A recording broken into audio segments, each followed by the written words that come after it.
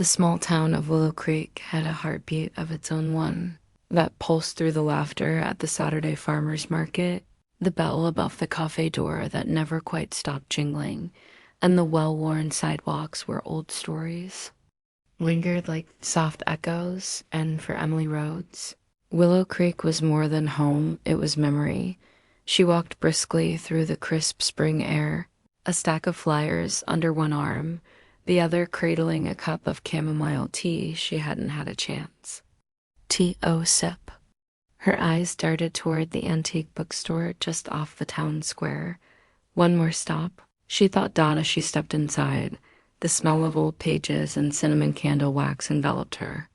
The familiar creak of the floorboards welcomed her, and so did the deep voice from the back. I knew you'd forget to bring tape. Emily grinned, glancing toward the counter where a tall, slightly scruffy man leaned over a half-decorated bulletin board.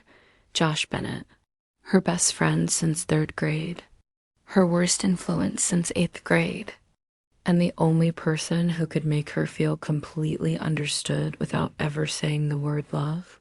I did not forget, she replied, waving the tape roll she had tucked into her pocket. He raised a brow. You literally just reached for it. Semantics. Josh chuckled, brushing a curl away from his eyes. Come here. Let's hang those up before Mrs. Galloway thinks the spring fair was a fever dream. Emily handed him the flyers and stepped beside him, their shoulders brushing in the same easy, unthinking way they had for years. The bulletin board sat just beneath a framed photo of the bookstore's original owner, Josh's grandfather, and below it, a carved wooden quote that read, Where stories begin, hearts follow. She smiled. Still my favorite quote. Still true, Josh said. Glancing at her Dot, she caught his eyes for a brief second dark green, soft with something unreadable, and looked away. There had always been something about Josh, even when they were 12 and he was teaching her how to skip stones, or 17 and driving her to prom because her date bailed. He had been her constant, her secret favorite chapter, and yet neither had ever crossed the line. Until now, maybe. Something was stirring in the spaces between them. Later that evening, as they sat on the back porch of Josh's place-old blankets, string lights, and mugs of warm cider between them, Emily leaned her head on his shoulder. This year feels different, she said softly. He glanced at her. The fair? Life? A beat of silence.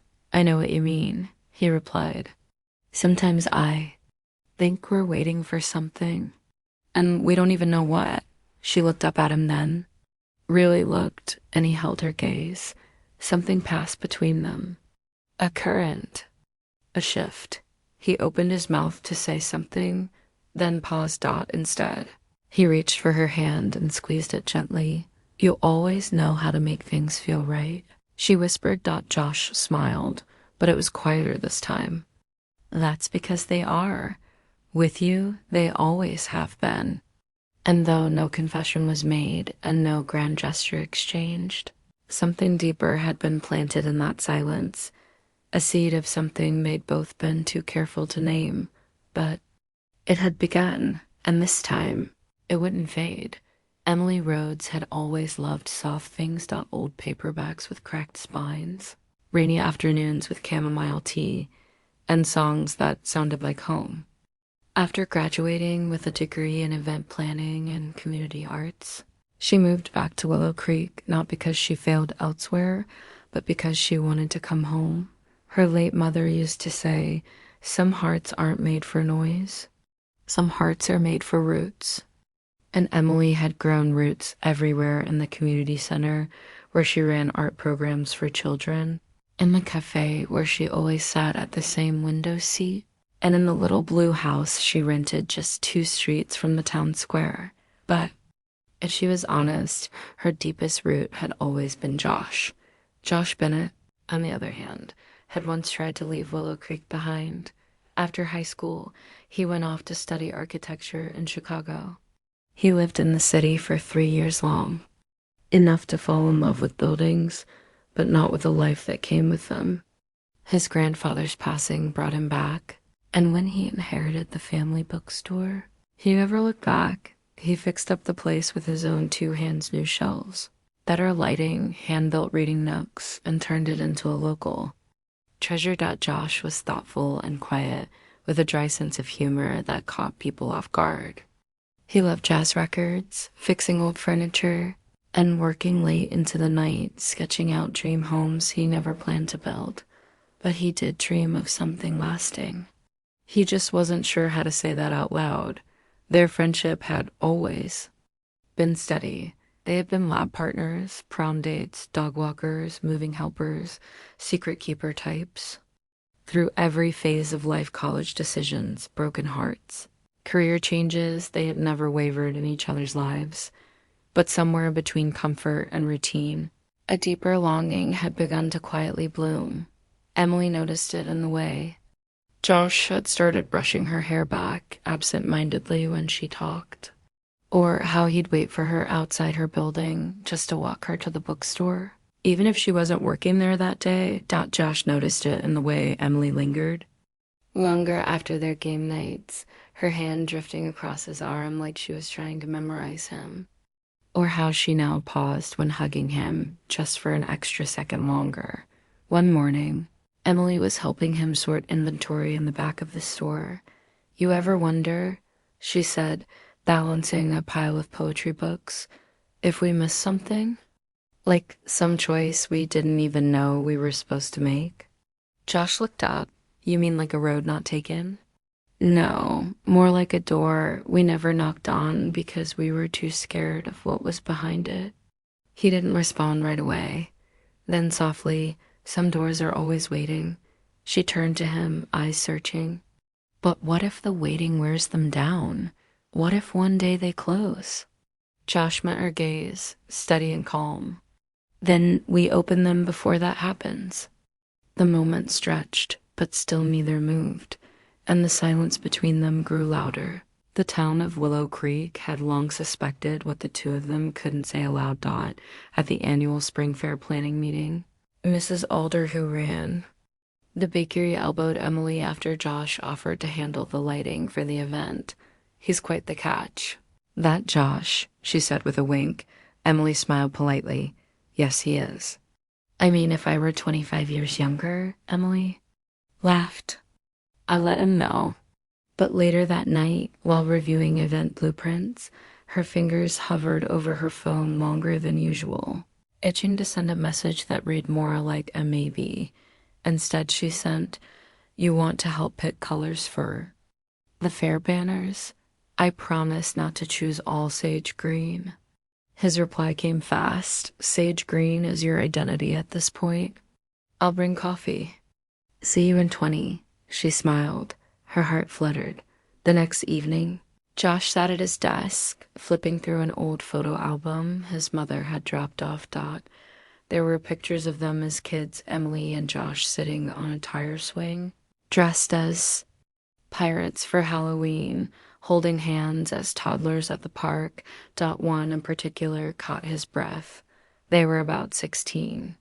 Sitting under the willow tree by the lake, Emily was laughing mid-sentence, and Josh was looking at her, not at the camera, with a look of unfiltered admiration. He traced the edge of the photo. He had been falling for her longer than he realized. But what if he said something, and it ruined the only thing that had always made sense? He sighed, closed the album, and leaned back. Maybe some risks were finally worth taking. As the spring fair approached, the town buzzed with excitement, unaware that two hearts were quietly shifting beneath the surface. Banners were hung, booths were painted, and twinkle lights lined the cobblestone paths.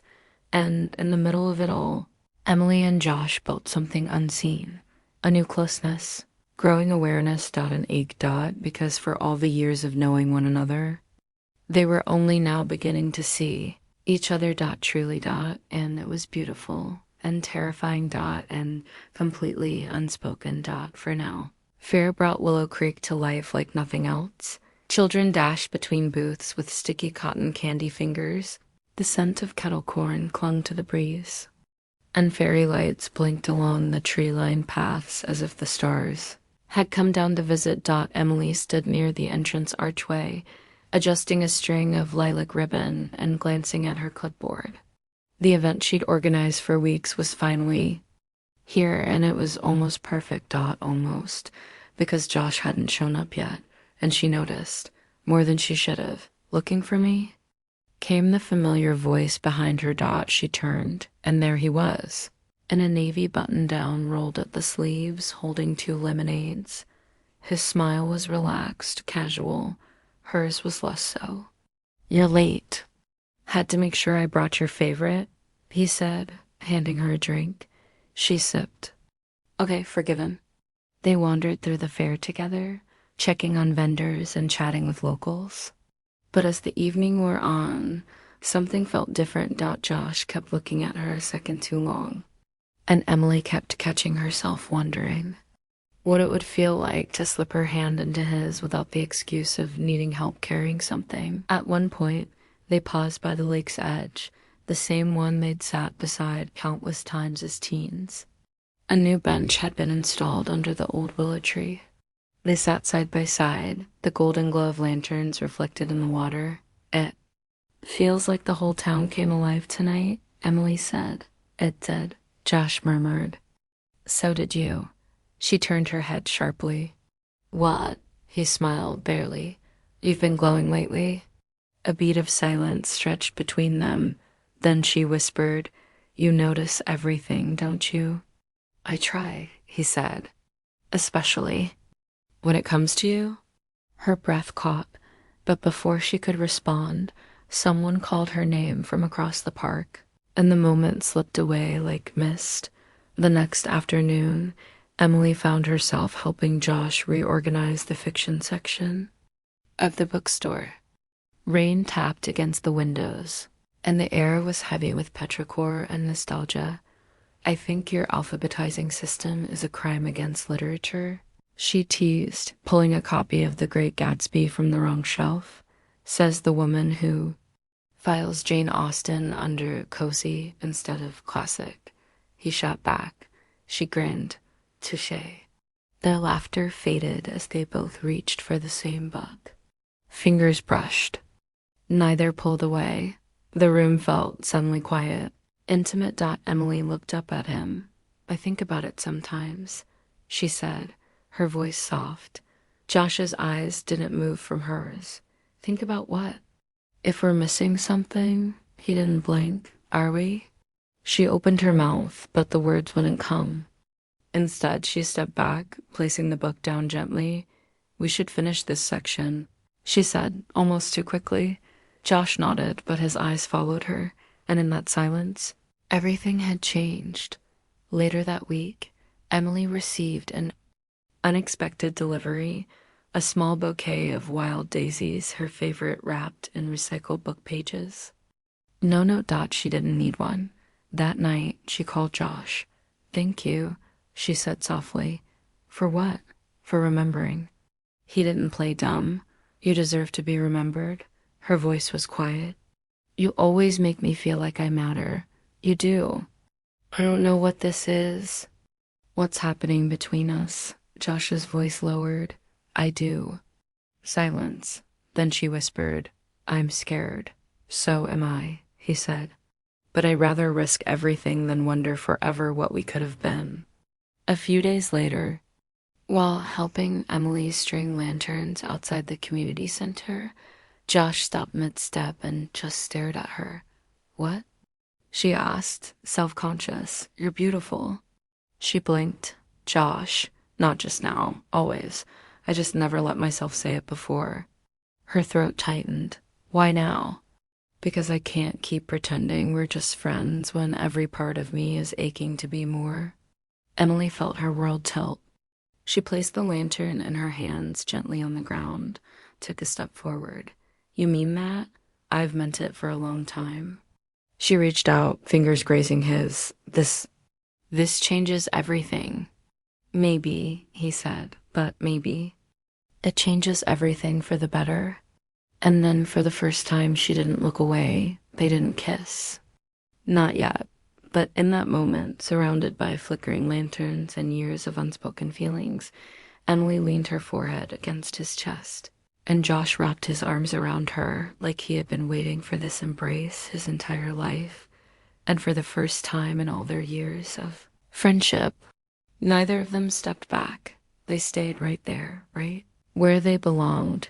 Falling in love with someone you already knew felt less like a beginning and more like waking up. After years of laughter, late night talks, and quiet comfort, something had finally shifted between Emily and Josh. There were no fireworks, no sudden crash, just a slow, steady unfolding. Like petals turning toward light they didn't know they were missing. And in that warmth, everything began to grow. Their first official date wasn't extravagant. Josh picked her up in his old truck, the passenger seat still full of dog hair from when he used to foster strays. Emily wore a soft floral dress and a nervous smile. They drove up the ridge to the lake where they had spent so many childhood summers, but this time there was a picnic blanket, a lantern glowing gently between them, and a feeling neither could quite name. I know we've been here 1,000 times, Josh said, unpacking sandwiches, but this feels different. It is different, Emily replied. It's ours, on purpose now. They ate, watched the stars blink to life, and talked about everything and nothing. Their knees touched, their hands brushed. And when the wind picked up, Josh quietly draped his jacket over her shoulders. She leaned her head against him. He let her stay there. Later, she whispered, "Do you ever think we were meant to find this all along?" Josh's voice was low. "I think we were just waiting until we were ready." From that night on, something unspoken blossomed between them.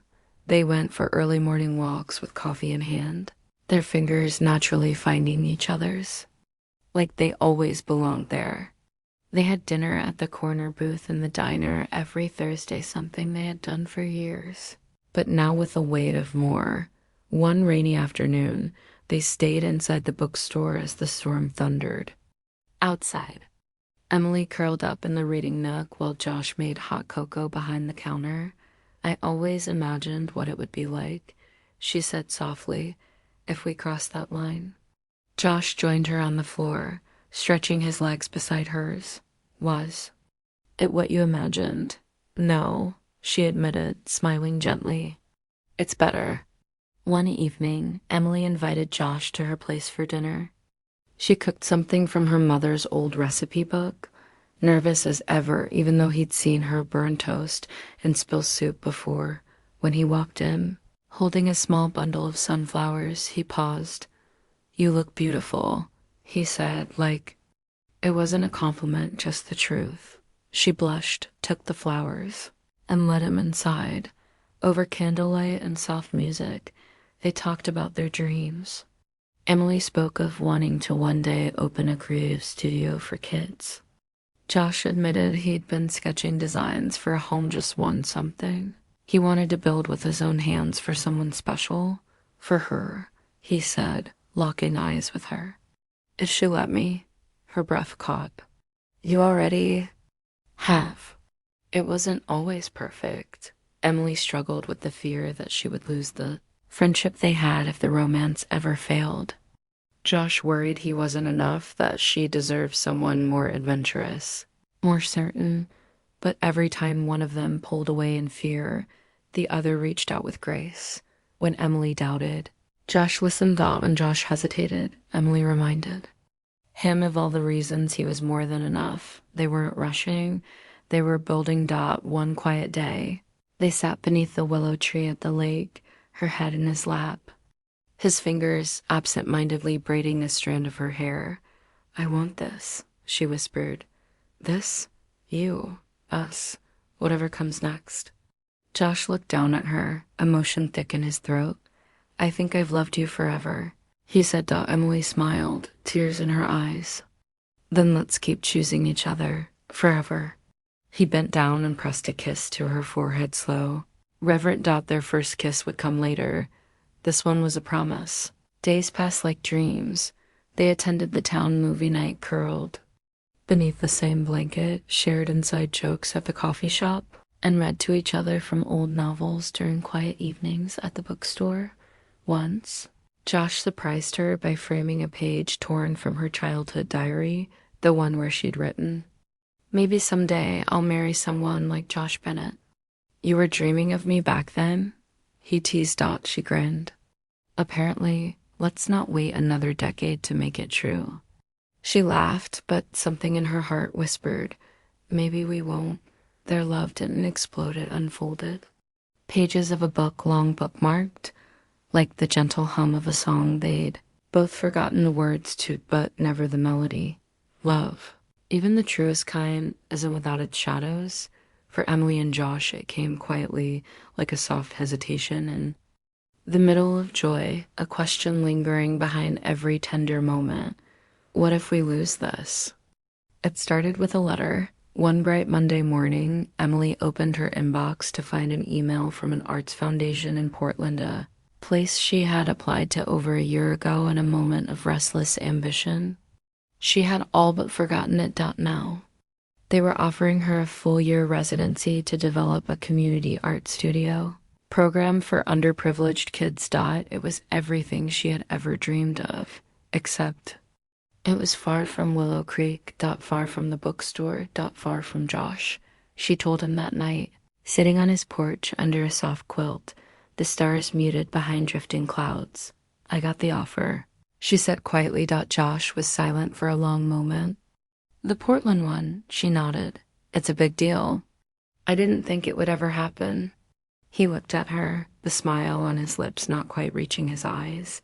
"It's everything you wanted, is it?" She whispered. He didn't answer, and that silence was louder than any words. Over the next few days, the mood between them shifted. They still met for coffee, still sat together at the bookstore, but everything felt suspended, like the pause between heartbeats. Emily felt torn in two. The girl who had always rooted herself in this town, and the woman who had once dreamed of doing something bigger. Josh didn't ask her to stay, and that broke her more than if he had asked her to go. One evening, while helping restock the shop's new arrivals, Emily broke the silence. "I don't want to choose between you and my dream." Josh paused, book in hand. "Then don't." "I can't be two places at once." "I know." She turned to him, her voice trembling. "I thought we were building something real." "We are," he said, eyes locked with hers. "But if it's real, it won't fall apart just because you follow your dream." "But what if I lose you?" Josh stepped closer. "And what if you don't? What if this is how we find out we're strong enough to last?" Tears welled in her eyes. "I'm scared, Josh." "So am I, but I won't be the reason you don't go." She looked away, unable to hide the pain written across her face. "I thought love was supposed to make you feel certain," she said. Josh gently cupped her cheek. "No, love makes you brave." That night, she couldn't sleep. She replayed every moment with him, the lake, the bookstore, his hand in hers, but she also thought of the children she could reach, the impact she could make, and she wondered, could she have both? The next morning, Josh sat at his desk staring at an old blueprint he had drawn months ago. A dream home. He had designed it with her in mind: sunlight in the kitchen, window seats in every room, a garden path in the back. He had never shown her. He had never told her. And now, he wondered if she'd ever see it, their final week together. Before the decision was quiet, a slow ache settled between them. They still smiled, still held hands. But the words they didn't speak were louder than the ones they did. Emily stood at the lake's edge one evening, alone, letting the wind tangle her hair. Josh found her there, as he always did. "This place won't be the same without you," he said. She looked at him, tears clinging to her lashes. "Neither will I." He reached for her hand, holding it like something fragile and precious. "If you go, I'll wait." She broke, then sobbing against his chest, clinging to him like he was both home and heartbreak. "Promise me." She whispered that this isn't the end. Josh pressed his lips to her hair. Our love story was never meant to end. Not like this. But still, she left. Not because she didn't love him, but because he did. Because he loved her enough to let her go. Because sometimes the truest kind of love is the one that believes in the more, even if it means parting for a season. It had been 6 months since Emily boarded the flight to Portland. 6 months of city skylines instead of willow trees. 6 months of daily calls that sometimes turned into silence. 6 months of longing buried beneath purpose. She had thrown herself into her work. The residency was everything she'd hoped: creative, fulfilling, and filled with children whose laughter reminded her why she'd once dared to dream. Her art studio was alive with color and life, but at night, when the city lights dimmed and the world hushed, she missed home. Not the town. Him. Josh Bennett, the boy who knew her laughter before she understood sorrow. The man who loved her without trying to change her. The only person whose silence could still feel like safety. Josh tried to keep things steady. He still opened the bookstore every morning at 9, still brewed his coffee the same way, still left the porch light on longer than necessary just in case.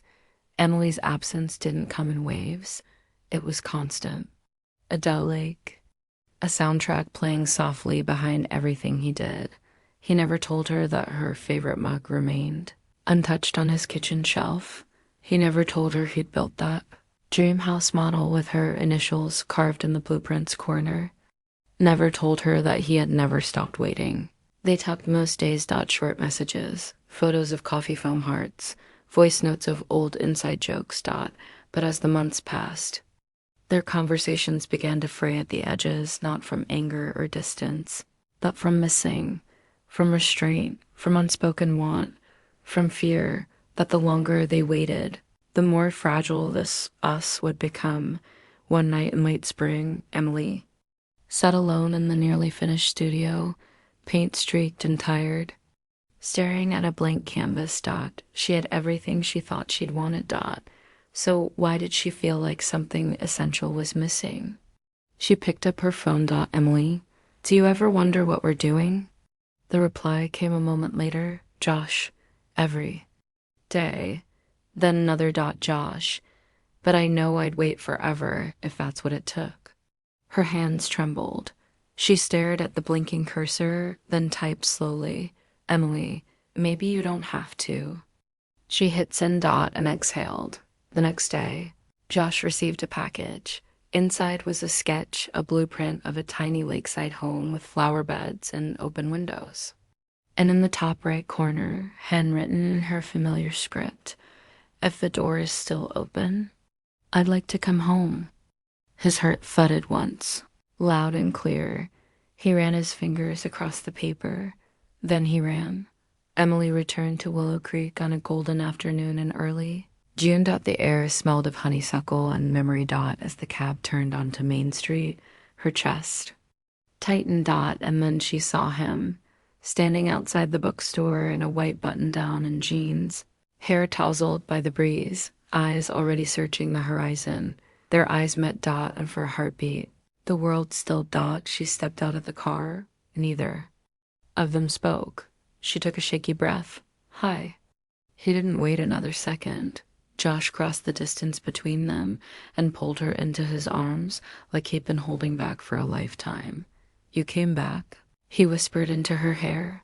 I couldn't stay away, she said, voice breaking. He pulled back just enough to look at her. Are you staying? She nodded, eyes shining. If you still want me. Josh cupped her face gently. Emily Rhodes, I never stopped.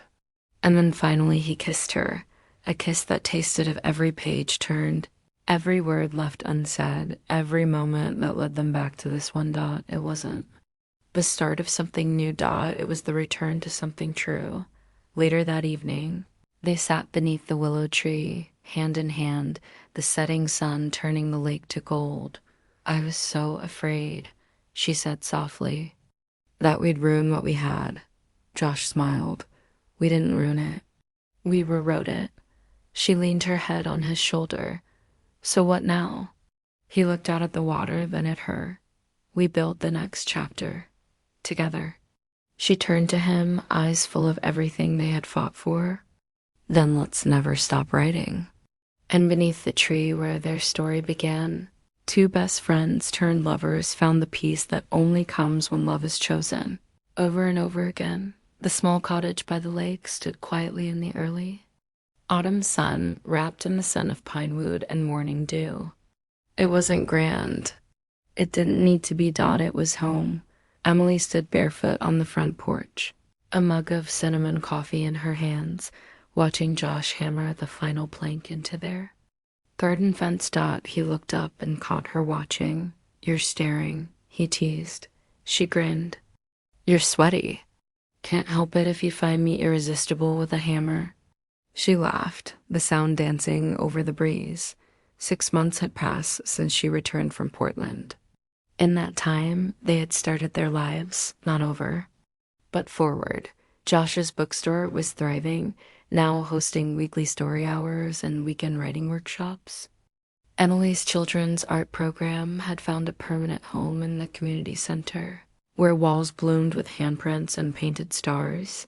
Their days were full, sometimes hectic, sometimes slow, always shared. One Sunday, Josh took Emily on a surprise drive.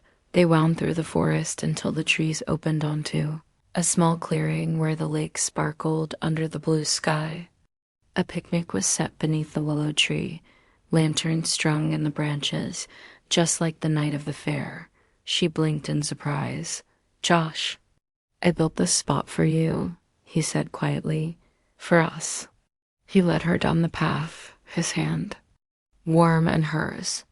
They sat for a moment, soaking in the familiar sound of lapping water dot, and then Josh stood, heart thudding in his chest. I once thought falling in love with your best friend would be the scariest thing I'd ever do. He began, voice unsteady. But it wasn't. Emily's breath caught. Letting you go, that was terrifying. But it taught me something. Love, real love. It always finds its way back. He reached into his jacket pocket and pulled out a small velvet box. I don't need perfect. I just need you. Every version of you. For the rest of my life. He opened the box. Inside was a simple silver ring, engraved with a tiny daisy on the inside, her favorite flower. Emily covered her mouth, tears spilling over. Emily Rhodes, will you marry me? She didn't hesitate. Yes, she whispered, falling into his arms. Yes, 1,000 times yes. They married under the willow tree in early spring, surrounded by wildflowers and the people who had watched their love story unfold from the beginning. Emily wore a dress with soft lace sleeves and bare feet. Josh wore suspenders and the biggest smile anyone had ever seen. Their vows were handwritten, heartfelt, and filled with laughter and tears. When Josh said, I loved you long before I knew it was love, there wasn't a dry eye in the crowd dot when Emily replied, you were always my home, even before I left. He held her hand like it was the only thing anchoring him to earth dot. Their kiss wasn't dramatic dot, it was real dot, it was forever. After the ceremony, they danced under string lights. And a silver sky, their friends and neighbors clapping along. Children played with flower petals. Old couples swayed to the music. And Emily and Josh simply held each other, no longer afraid of what might go wrong, only certain of what would always be right. Back at their cottage, Emily tucked the wedding photo between the pages of her favorite novel. Josh brewed tea, humming quietly dot as they curled up on their front porch swing, wrapped in the same old quilt from so many porch nights ago. Emily looked over at him. Do you think people ever get tired of love stories? Josh shook his head, resting his chin on her shoulder, not the real ones. She smiled. Then I'm glad we wrote ours. He kissed her temple. We're just getting started. And beneath the stars, their fingers intertwined, They listened to the quiet rhythm of the lake and the heartbeat of a love that was never meant to end. Not in this lifetime, not ever.